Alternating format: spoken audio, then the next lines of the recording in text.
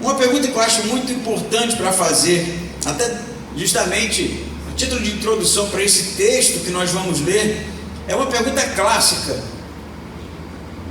que tem a ver com justamente o objetivo da humanidade.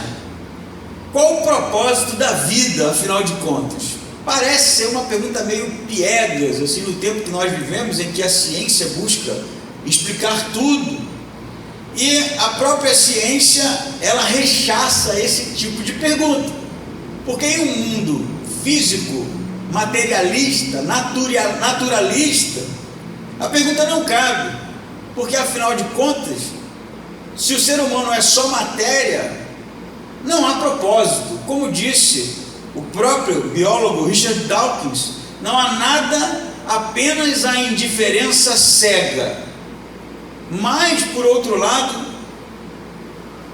o Evangelho realmente faz com que a vida do homem seja cheia de significado, que a vida do ser humano seja cheia de significado.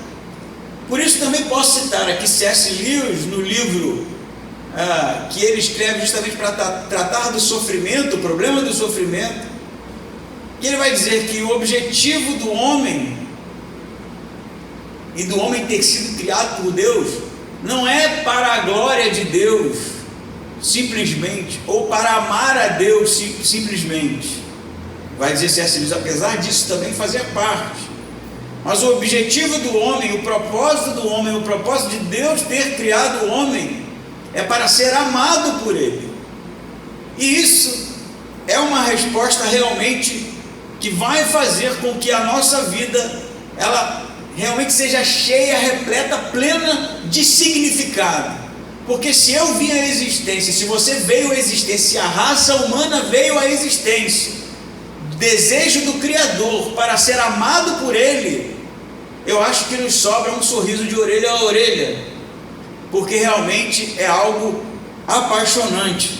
Por isso eu convido você a ler o versículo 21 em diante, que diz assim: a vós que no passado éreis estrangeiros e inimigos no entendimento, por causa das vossas obras más, agora Ele vos reconciliou no corpo da sua carne, pela morte, a fim de vos apresentar santos, inculpáveis, irrepreensíveis diante dele, se é que permaneceis na fé, fundamentados e firmes, sem vos afastar da esperança do Evangelho, que ouviste, que foi pregado a toda criatura debaixo do céu, do qual eu, Paulo, me tornei ministro. Mantenha a sua Bíblia aberta, nós continuaremos lendo, mas é importante aqui lembrar do que foi dito semana passada. Nós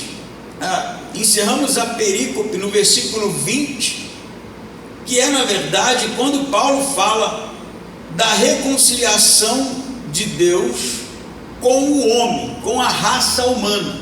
Havia um problema da parte do homem, e Deus em Cristo vai reconciliar consigo mesmo, vai dizer Paulo, todas as coisas. Esse momento é o momento em que Paulo agora vira para os colossenses, para os membros daquela pequena igreja em Colossos, e fala justamente da reconciliação de Deus com eles. Mas é interessante também a gente perceber que o motivo de Paulo estar em específico falando de algo tão basilar na fé, que é o fato deles serem gentílicos, homens helênicos, de uma cultura, de uma tradição, de uma religiosidade completamente contrária ou diferente da aliança de Deus com Israel, e ele vai assim combater os ensinamentos dos falsos mestres que estavam contaminando a igreja de Colossos, vai ser tratado durante o livro, que era justamente a necessidade de algo mais para a salvação. O que é apontado por todos os teólogos e comentaristas e estudiosos do livro de Colossenses é que os falsos mestres estavam realmente tornando o sacrifício de Cristo insuficiente para a salvação.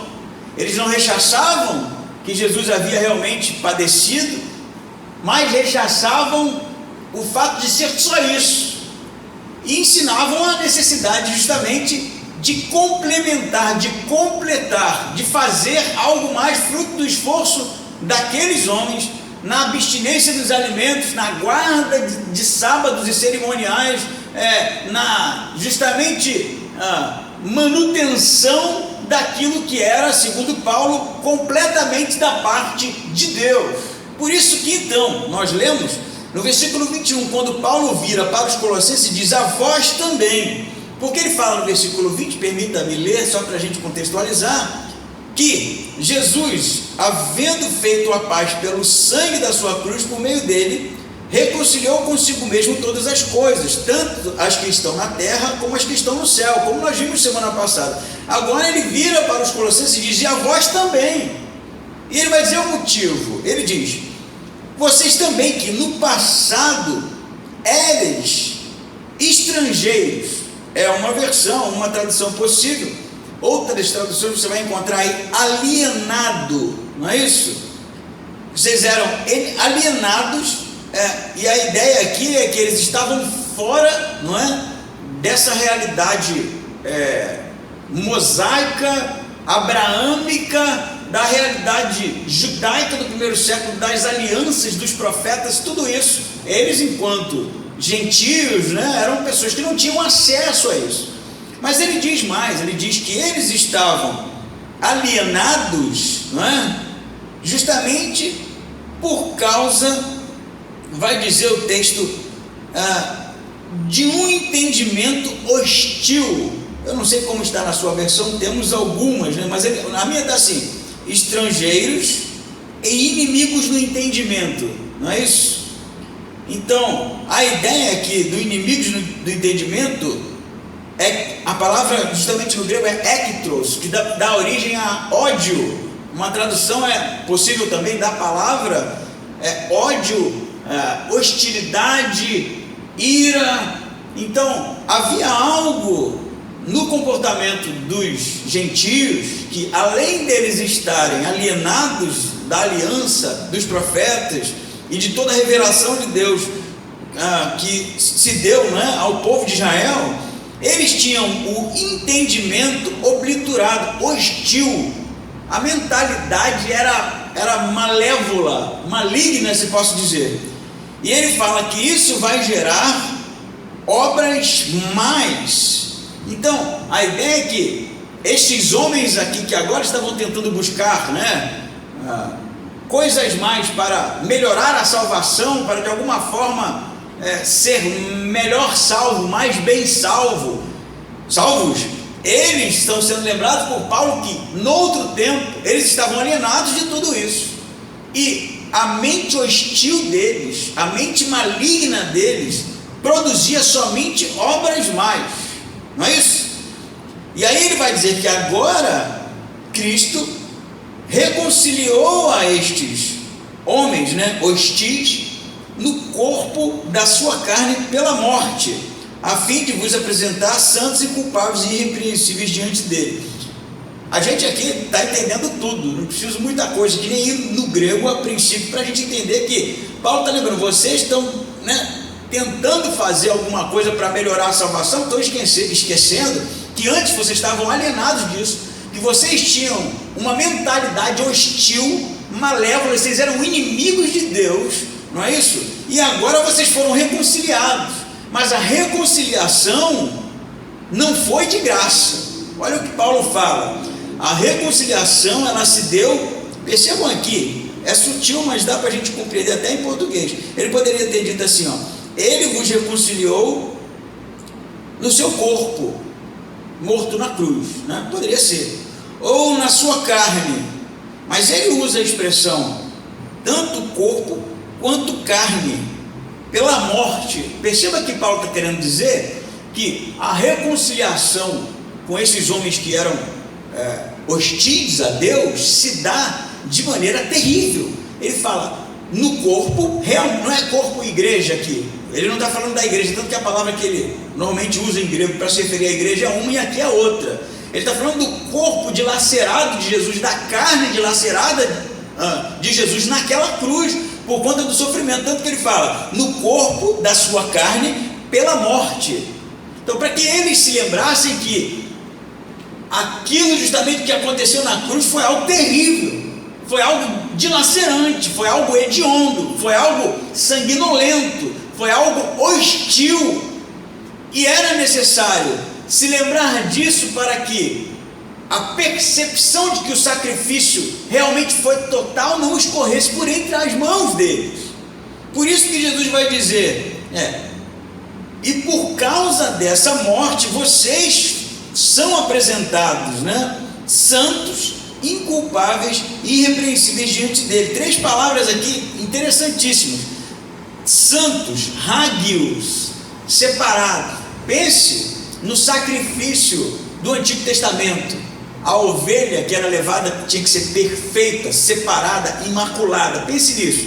Eles são apresentados diante de Deus por causa do sacrifício hediondo da cruz, dilacerante da cruz, santos, hagios, separados. Segunda palavra, inculpáveis ou amomos, isso é, sem nenhuma mácula. E a terceira palavra, irrepreensíveis, que vem do grego anêncletos, inocentes. Percebam que por causa do sacrifício de Cristo na cruz, o sacrifício na carne mesmo, que foi partida ali literalmente, que foi destruída com atos de violência, isso justamente tornou o homem. Agora perceba aqui a jogada de Paulo. Eles eram estrangeiros, alienados. O sacrifício de Cristo fez com que eles se tornassem santos, separados para Deus, de alienados para separados para Deus. Eles eram inimigos no entendimento, ou tinham a mente hostil, maligna, malévola. Agora eles são amomos, sem mácula nenhuma. Eles eram produtores de obras mais, e obras mais aqui, obras mais, é coisa ruim mesmo. Agora eles se tornaram inocentes, anêncletos, por causa da morte de Cristo. Agora, convenhamos, por que Paulo está sendo tão enfático na questão do sacrifício do Antigo Testamento, que era algo ruim? Convenhamos, a morte do animal era feita ali de maneira bruta, até se cortava o pescoço, sangrava o animal, e não era um só, eram inúmeros animais, justamente para tipificar o inocente que estava morrendo por alguém que era culpado. O sacrifício era isso. Já devo ter comentado algumas vezes que o sacrifício não era bonito, e não era algo que agradava a Deus. O sacrifício, o que agradava a Deus era o reconhecimento de pecado, de que o inocente estava pagando preço, porque o cara que pecou, que vacilou, e o que o animal tinha com aquilo? Ele era puro, inocente, e ele tinha que morrer, o sangue tinha que ser derramado. Então as pessoas às vezes perguntam por que o sangue tinha que ser derramado, por que Deus queria sangue? Óbvio que Deus não queria sangue de ninguém, mas era necessário o sangue para mostrar o tamanho da gravidade da coisa. É por isso que é tão cru, sabe? É tão, eu diria, brutal o processo. A gente, óbvio, romantiza o sacrifício. Não era assim, era algo bem denso. Você pensa num domingo, na verdade sábado, quando eles normalmente se envolviam nos cerimoniais de purificação, pense num dia da semana que é o dia todo, animal sendo morto, animal atrás de animal, sangue sendo derramado o tempo todo, a sujeira, a imundície que isso ficava, o trabalho que era para limpar isso, depois para se purificar de novo, e onde eles jogavam os restos, vocês já devem saber disso. Os restos dos animais eram tirados da cidade e eram chamados de inferno. Lá era o Sheol, o lugar dos mortos, aquilo fedia, era fedorento.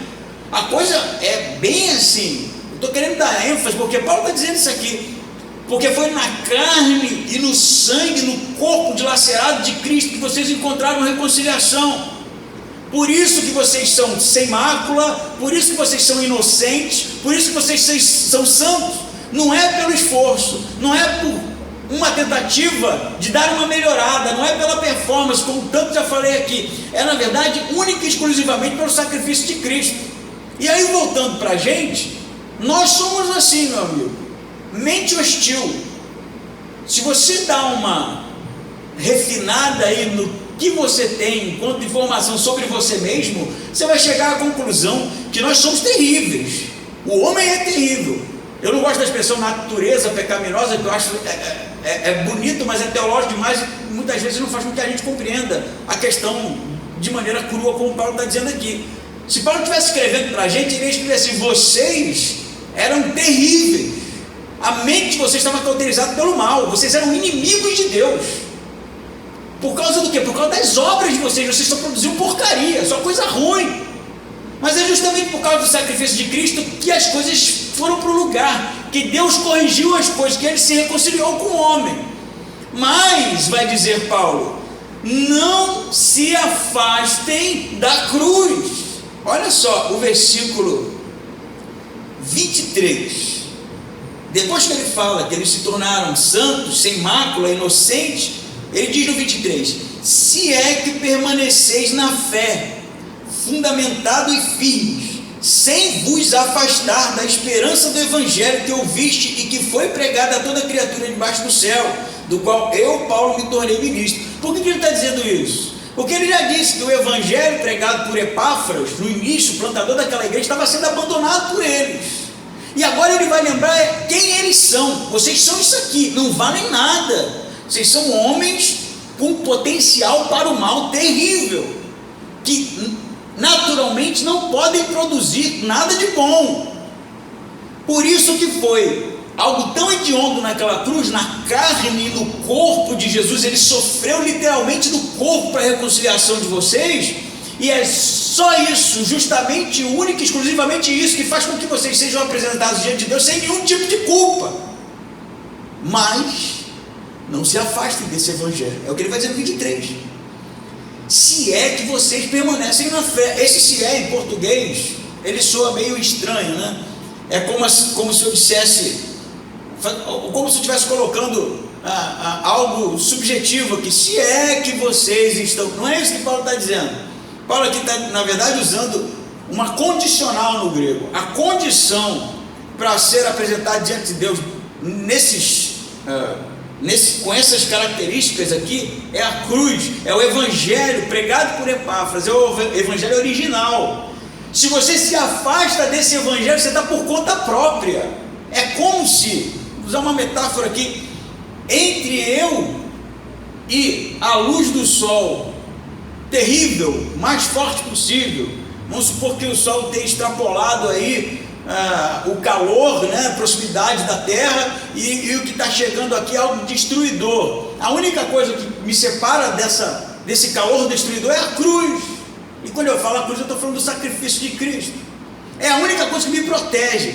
Se eu abandono isso, é o que Paulo está dizendo, você volta ao estado de hostilidade diante de Deus. Ele não está falando de perder a salvação, não é sobre isso, mas é sobre eles se manterem firmes na única coisa que faz com que eles sejam inculpáveis diante de Deus. Isso é o evangelho pregado por Epáfras no início, do qual eles estão se afastando. E isso precisa ser eficaz para a gente hoje. A única coisa que nos separa justamente de sermos inimigos de Deus, hostis, né, afastados da aliança, é o evangelho. Mas é o evangelho puro, é o evangelho claro, é o evangelho limpo. Não é nada parecido com o evangelho. O que é parecido com o evangelho eles estavam procurando aqui. Era parecido, tinha Cristo, tinha morte, tinha ressurreição, mas precisava de algumas coisas mais, precisava de uma melhorada, uma refinada naquilo. E Paulo está dizendo, não façam isso. Esse texto é semelhante ao texto de Hebreus 6. O pessoal gosta de polemizar aí, que Paulo cria, né, uma cena e diz: se afastar, se cair, se abandonar, você entra num lugar perigoso. Ele não está perguntando se o cara é salvo ou se não é salvo, porque o salvo não vai abandonar, aquele que nasceu de novo realmente não vai se afastar, mas ele está dizendo dos riscos dessa mentalidade contaminada justamente por um desejo de realmente tentar dar um plus, né, naquilo que foi feito na cruz.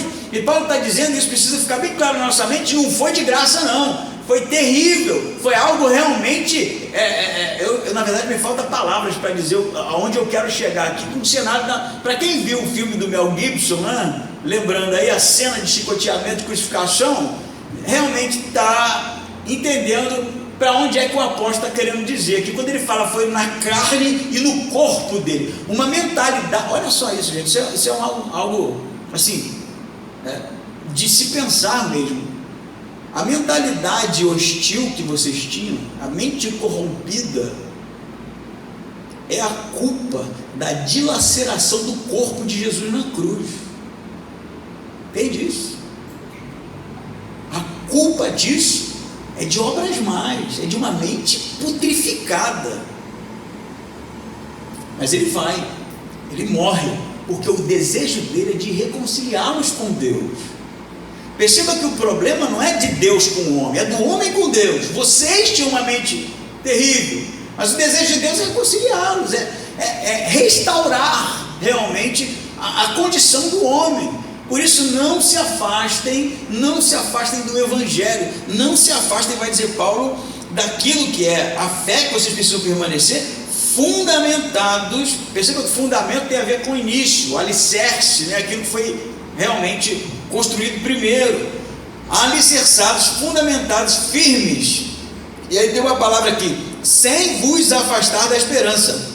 Interessante que a palavra, na verdade aqui não é uma palavra, é uma frase, sem vos afastar é uma única palavra, é metaquíneo, que tem a ver com você tirar de um lugar e pôr no outro, é de sair daqui e vir para cá.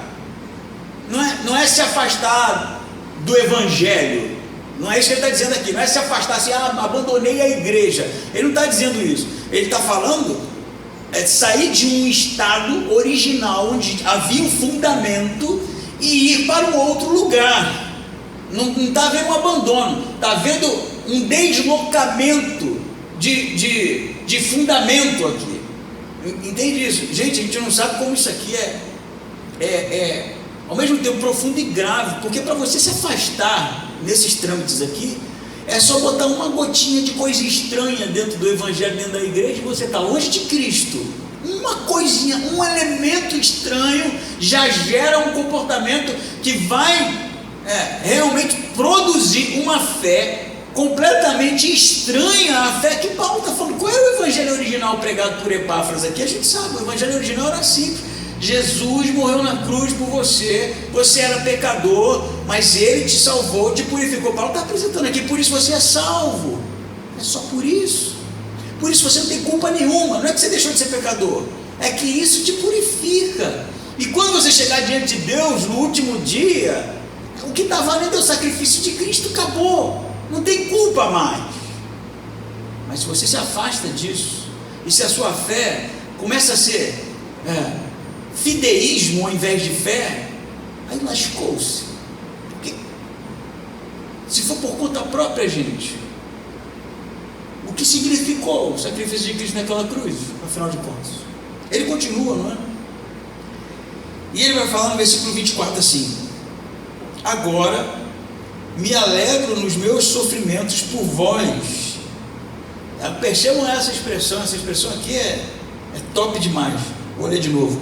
Agora me alegro nos meus sofrimentos por vós, e completo no meu corpo o que resta do sofrimento de Cristo, por amor do seu corpo, que é a igreja, da qual me tornei ministro segundo o chamado de Deus, que me foi concedido para convosco, a fim de tornar plenamente conhecida a palavra de Deus, o mistério que esteve oculto durante séculos e gerações, mas que agora foi manifesto aos seus santos, a quem Deus, entre os gentios, quis dar a conhecer as riquezas da glória deste mistério, a saber, Cristo em vós, a esperança da glória. Vamos por partes, né? Paulo está dizendo que se alegra nos sofrimentos dele. Por quê? Porque ele está preso, como nós vimos. Essa é a primeira prisão de Paulo. Ele está preso em Roma, numa prisão domiciliar, e isso era visto com maus olhos por muitos. Você lê, por exemplo, a epístola de Paulo aos Coríntios, você vai perceber que há um questionamento sobre a apostolicidade de Paulo por causa da prisão dele. Porque o que esses falsos mestres falavam? Não, esse cara, ele diz que ele é um apóstolo, que ele é um representante de Deus, mensageiro, representante, esse sentido da apóstolo, é aquele que traz a mensagem original, né, de quem quer realmente dizer alguma coisa. Falando, esse cara está preso, tu acha que Deus está com ele, se ele está nessa situação? Não, né? Por isso que ele vai dizer que ele se alegra nos sofrimentos dele, e ele vai dizer que esse sofrimento é por causa deles, né? Por causa do corpo, ele diz, por amor ao corpo que é a igreja. Mas ele diz que os sofrimentos dele completa o que resta do sofrimento de Cristo. Na verdade, se você lesse isso no Facebook, você já ia tascar como heresia, meter um tiro. Como assim? Como é que você vai dizer que o seu sofrimento completa o sofrimento de Cristo? Por acaso, perguntaria o que não compreendeu a expressão, o sofrimento de Cristo não foi suficiente na cruz? Não foi eficaz o suficiente? Por que precisa de algo para completar o sofrimento? Realmente a expressão ela é bem cabulosa, assim, né? Se a gente realmente deixar passar alguns detalhes. Mas o que Paulo está dizendo é que ele está preso, está sofrendo por conta da igreja, do corpo, e esse sofrimento ele é a continuação do sofrimento de Cristo. Não é que ele esteja dizendo que estivesse faltando alguma coisa no sofrimento de Cristo para que a salvação fosse eficaz, mas que o sofrimento de Cristo ele é esticado através da igreja. A igreja continuará sofrendo por causa de Jesus. Paulo estava sofrendo, ele está dizendo, na verdade como ele diz em outros momentos, não fiquem espantados, porque o que eu estou sofrendo é o que toda a igreja vai sofrer até o final dos tempos. Por causa do evangelho original, nós iremos padecer perseguição, prisões, morte. Por isso que ele está dizendo que o sofrimento dele é realmente algo que está completando aquilo que teve início na cruz. A gente vai voltar nisso, né? Mas ele vai dizer que é por amor do corpo, que é a igreja, que ele se tornou ministro segundo o chamado de Deus, e que foi concedido para convosco a fim de tornar plenamente conhecida a palavra de Deus. Então a prisão de Paulo é algo que estava realmente servindo, né, para a pregação deste evangelho original para todo mundo, para todos os homens, para tornar Deus conhecido a todos os homens. E aí ele vai falar no versículo 26 alguma coisa muito, muito interessante, que ele diz: o mistério que esteve oculto durante séculos e gerações, mas que agora foi manifesto aos seus santos. Assim, que mistério que Paulo está falando, né? O pessoal gosta às vezes, né? Um mistério aqui é uma coisa misteriosa, um mistério misterioso, né? Mas ele vai dizer algo que é bem pontual dentro do livro de Daniel. Você lê capítulo 2 de Daniel, na versão grega, Septuaginta, você vai encontrar lá o sonho, né, que está sendo desvendado por Daniel, o sonho do rei, e ele vai dizer inúmeras vezes esse mysterium no grego, este mistério que Deus dá a Daniel a condição de interpretar o sonho de Nabucodonosor. E o sonho ali vai falar sobre um reino que virá e que será para sempre, e que suplantará todos os outros reinos. Por que é isso, Jôs? Por que tu está dizendo que é isso? Porque a palavra mysterium só acontece em Daniel 2, só neste episódio, que é um episódio justamente com apontamentos escatológicos sobre o reino do Messias. E aí Paulo usa a palavra retirada do capítulo 2 de Daniel e fala: este mistério que esteve oculto e que foi revelado agora por causa do desejo de Deus. Não é isso que ele diz? 26. Um mistério que esteve oculto durante séculos e gerações, mas que agora foi manifesto aos seus santos. E aí ele vai dizer que mistério que é esse? 27. A quem Deus, entre os gentios, quis dar a conhecer as riquezas da sua glória, deste mistério, de novo, a saber, Cristo em vós, a esperança da glória. O mistério é Cristo em vós. Calma aí, Jesus, tanto drama para isso, né? Mas pensa comigo. Paulo, na sua primeira prisão, ele sobe nas escadarias daquela estrutura romana, né? Antes de ser preso, e faz um discurso. Ele começa a falar e todo mundo escuta, mas quando ele começa a dizer que o ministério dele era a salvação aos gentios, o que acontece? Ele é apedrejado na hora e toma uma surra de vara. Vai falar, para a gente isso é fácil hoje. Não, o mistério é a salvação aos gentios? Mas no período de Paulo não. Isso era inaceitável. Paulo vai ser preso por causa disso. Salvação aos gentios. Perseguição judaizante vai acontecer por causa disso. O evangelho, a graça, a salvação aos gentios era inaceitável para os judeus. Por isso que Paulo está dizendo que isso foi algo misterioso, que passou por muitas gerações, pelos profetas.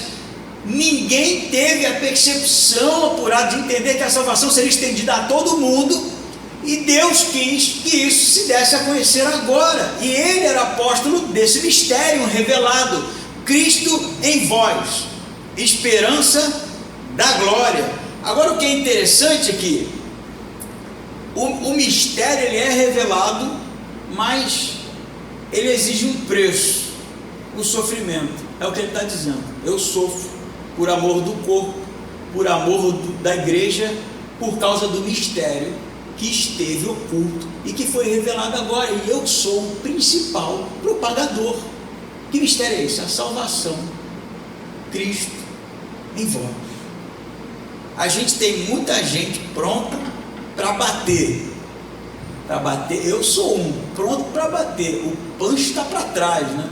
Entrou na minha circunferência aqui, né, no meu pedaço, a coisa fica feia, porque o homem é assim.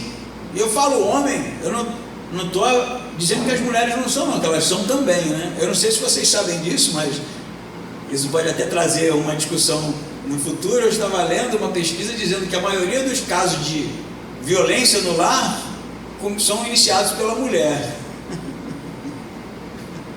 Parece piada, né? Mas é que normalmente o punch da mulher é menor que o do homem. E aí quando termina em delegacia, o cara sai, óbvio, penalizado, porque ele é muito mais bruto. Mas a mulher é tão agressiva, tão violenta quanto o homem.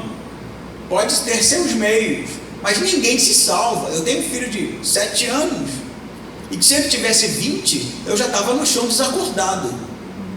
Eu estou falando isso porque ele é mal criado, não, porque ele é normal.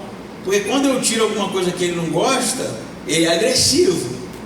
É porque ele é agressivo como uma criança é agressiva. Mas se ele tivesse a força que eu tenho, a coisa ia ficar complicada. Porque o ser humano é violento. Nós somos hostis. Paulo mesmo vai falar. E o ministério dele era apanhar por Cristo. O principal apóstolo desse mistério que foi revelado sou eu, que estou preso, sofrendo por causa da igreja. Sabe o que vai acontecer se a gente realmente se mantiver, né, coluna, fundamento do evangelho? Sofrimento. Sofrimento, brother, é o que vem, é o que sobra. Porque para bater tem muita gente, mas para apanhar por Cristo, isso é difícil, isso é duro. Primeiro reflexo que a gente tem é de, caramba, como assim? Paulo está dizendo outra coisa. É o sistema que é modificado, da hostilidade, da violência ao amor. É realmente dar o tudo por este evangelho reconciliador. É realmente colocar a cara a tapa, no tempo da perseguição. Agora é fácil? Mas não é, cara, eu sei que não é, porque o nosso primeiro reflexo ele é caínico, ele é realmente violento e agressivo. Nós somos assim e precisamos entender, e é o que Paulo está dizendo para a igreja, que sofrer por Jesus é uma extensão do sofrimento dele na cruz. Eu não estou aqui com um discurso de sofrimento, vamos sair sofrendo, gente, que a gente nasceu para isso, não é isso. Mas entender que estar num lugar representando o Cristo e estar sofrendo perseguição é algo honroso, é algo belo de certa forma, é algo que a gente realmente precisa se alegrar, como os apóstolos se alegraram depois de apanhar em nome de Cristo. Não é um discurso curso ao sofrimento, é realmente entender que isso vai acontecer, e quando acontecer, estejamos prontos para sermos realmente a ovelha que está sendo levada ao matadouro. Eu sofro, vai dizer Paulo, mas esse meu sofrimento tem nada que desabona quem eu sou. Na verdade, é o que tem que ser, é o que vai acontecer com a igreja, é o que realmente vai sobrar para aqueles que se mantiverem no evangelho puro original. Agora, se você se desviar daquilo ali, aí não, é outra história, você negocia, né? Aí você negocia, aí você abre mão de alguns fundamentos, aí você abre mão do evangelho pregado por Epáfras à igreja, você vai negociando. Aí não, pode ser que você não sofra nada, e provavelmente você não vai sofrer, mas se você se mantiver firme, aí a coisa fica ruim, e aí a gente vai ser preso, aí a gente vai apanhar, aí a gente vai ser xingado, aí a gente vai ser perseguido, aí assim, a gente vai ser exposto. Mas Paulo vai dizer: completo em mim o sofrimento de Cristo na cruz. A gente está disposto a abraçar isso que Paulo está dizendo, que o sofrimento que nos acomete por causa do evangelho é a extensão do sofrimento de Cristo naquela cruz, e a gente realmente se alegra por realmente estar fazendo a diferença num projeto de Deus de reconciliação do homem. É uma pergunta que a gente precisa fazer, porque Paulo já respondeu: eu me alegro nisso, estou feliz, eu estou feliz. Ele está preso, mas está feliz, eu estou feliz, porque quando eu olho o meu Cristo dilacerado naquela cruz, eu chego à conclusão que eu estou fazendo a coisa certa, porque eu sofro por Ele, pelo corpo de Cristo, pela igreja. É por isso que eu sofro, não é porque eu estou sofrendo porque eu padeci perseguição por causa dos meus projetos, não é isso, é por causa de algo maior, e é justamente onde ele vai fazer a transição aqui. Cristo em vós, a esperança da glória. O versículo 28 ele vai dizer: a Ele anunciamos, aconselhando todo homem, ensinando todo homem com toda sabedoria, para que apresentemos todo homem perfeito em Cristo. Você tem 3 todo homem aqui. Algumas versões vai inclusive suprimir o primeiro todo homem, vai dizer como a minha: a Ele anunciamos, aconselhando. Mas a expressão no grego não, a Ele anunciamos a todo homem, aconselhando a todo homem, ensinando a todo homem, e no final, para que apresentemos a todo homem perfeito diante de Cristo. Por que ele está salientando isso? Porque é óbvio, voltando aos ensinamentos heréticos desses mestres, eles ensinavam que se você, buscasse a adoração aos anjos, e Paulo vai tratar disso na carta mais para frente, cerimoniais judaicos, também havia essa mistura, a guarda de sábado, sacrifícios, uma dieta especial, você ia ascender a um status de salvação, eu diria, posicionamento mais adequado diante de Deus. E os outros que não conseguirem fazer tudo isso que a gente está fazendo aqui, esses não. Então a salvação acaba se tornando, nessa heresia de Colossos, exclusiva de alguns que se esforçam, que sobem a escadaria de joelho, e esses são salvos. Olha o que Paulo está dizendo: eu sigo, anunciando a todo homem, aconselhando a todo homem, ensinando a todo homem com toda a sabedoria, para que apresentemos todo homem perfeito, eleio é a expressão, em Cristo. É óbvio que Paulo está dizendo: qualquer um que vier, meu amigo, qualquer um que entender a mensagem do Evangelho, é todo homem que está sendo levado a Cristo. Não tem exclusividade aqui dentro, não tem exclusividade no corpo, não é se esforçando mais que você vai obter alguma coisa especial de Deus. Está todo mundo na mesma condição. Então aquele que vem até Paulo porque entendeu a mensagem, esse faz parte desse todo homem que vai ser aconselhado, que vai ser realmente conduzido ao conhecimento. A sabedoria que ele fala aqui diante de Deus, o conhecimento do Evangelho, desse mistério que foi realmente revelado por Deus. Paulo é o apóstolo do mistério, que é Cristo nos gentios, e qualquer um que se colocar na frente de Paulo dizendo, eu quero saber mais, esse vai ser orientado realmente a buscar a Deus. Mas tem algo mais nesse texto que é interessante, é justamente a continuação do versículo 29, ele fala assim, por todo homem, que ele fala aqui, esse todo homem, ele fala, para isso eu trabalho, a minha versão está assim, né? A gente vai no grego para ver a diferença, trabalho lutando de acordo com a eficácia, ou com a sua eficácia, que atua poderosamente em mim. Tem 3 expressões interessantes aqui, ó. A primeira, a minha em português está assim, para isso eu trabalho. A palavra é kopos, não é trabalhar, simplesmente é estar esgotado fisicamente. Por isso eu estou exaurido, é o que ele está dizendo. Por isso eu trabalho a ponto de estar exaurido. Por isso eu estou esgotado de tanto trabalhar. Seria essa expressão, é algo muito mais intenso. Por isso eu trabalho, né?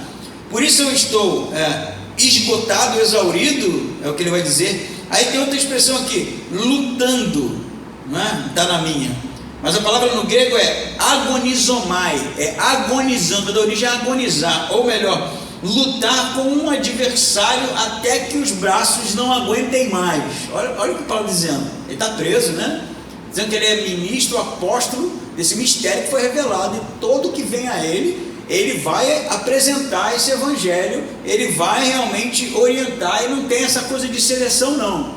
Ele vai dizer, por causa disso, o preço é que eu estou exaurido por esse trabalho, lutando intensamente, né? Agonizando na luta. A ideia de agonizomai aqui, ela aparece em Hebreus, por exemplo, naquele texto clássico da corrida, né?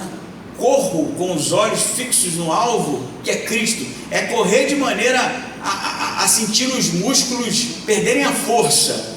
Agonizomai, que vai dar origem à agonia, é essa a ideia. Por isso que ele trabalha exaustivamente, agonizando, lutando, né? Ele usa uma palavra muito interessante aqui, que aqui está eficácia, de acordo com a energeia, a palavra no grego, que é energia mesmo, é algo como energia elétrica, que capacita.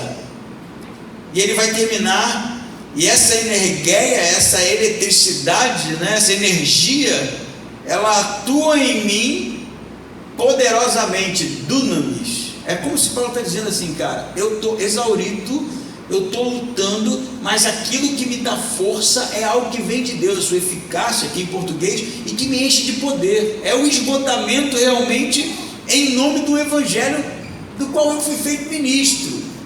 Agora pensa só, os caras estavam lá, né? Não, a graça precisa de algumas coisas mais que a gente precisa fazer, mas estava todo mundo bonitinho lá, né? No seu conforto, todo mundo lá de boa, né?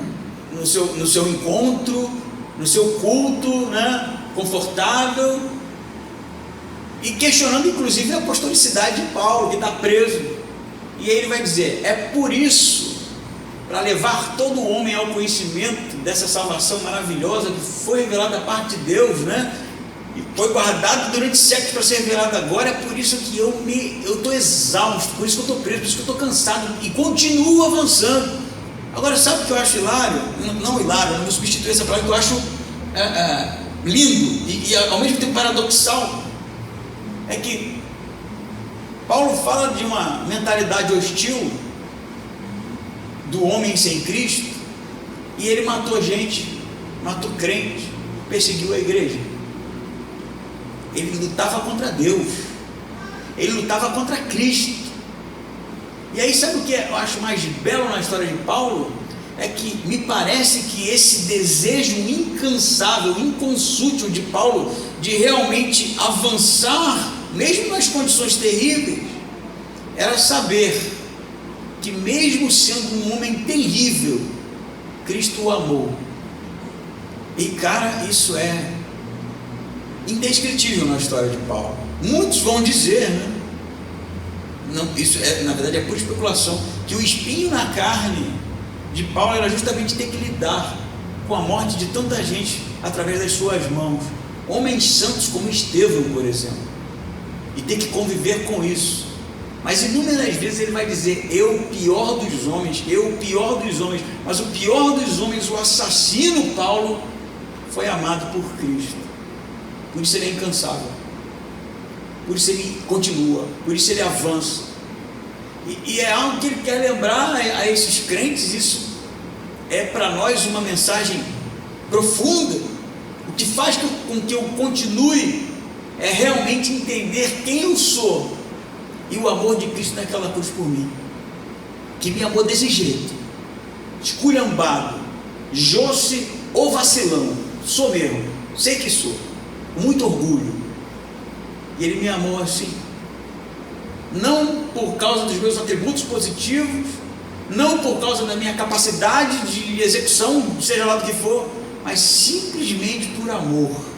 E aí que vai fazer toda a diferença, porque é por causa desse evangelho amoroso que Paulo vai dizer: para que todo homem seja apresentado perfeito em Cristo.